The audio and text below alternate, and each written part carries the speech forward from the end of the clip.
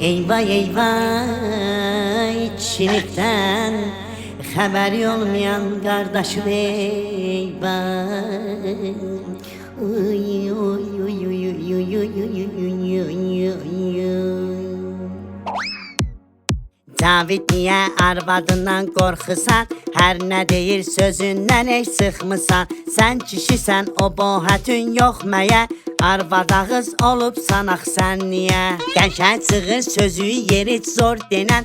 Kişiliğivi görsətginən sən mənə.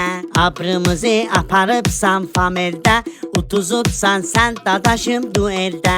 Deyəndə al de pulum yox, deyəndə gəl de yox yox. Desə gedək de xeyrəm, mən gəzməyi sevmirəm. Qəşüvi aş çıxart, qoy vücudu titresin. Cavid adı gələndə onun qışları yəssin. Bu sözlərin bacı məni dəbətdi.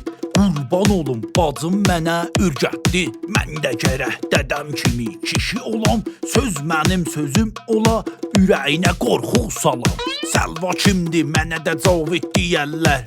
Onun üçün ona verirəm, mənə də kişi deyərlər. Cavid cəcəm buracaq bu qabları yuyıq, komoda joyları da arıtda meyvələri də yuyıq meyvə qabına ha. Diqqət elə. Cavid elə sənin də kişiliği bohətün rəhmətli dədəmizə tay edir. Rəhmətlik də bir kilo bığına görərdin ki, nənəmizin qıçın qoyub dirsəyi üstə yağlı bir tərəfdən. Axı, barmağın arasında yağlayardı.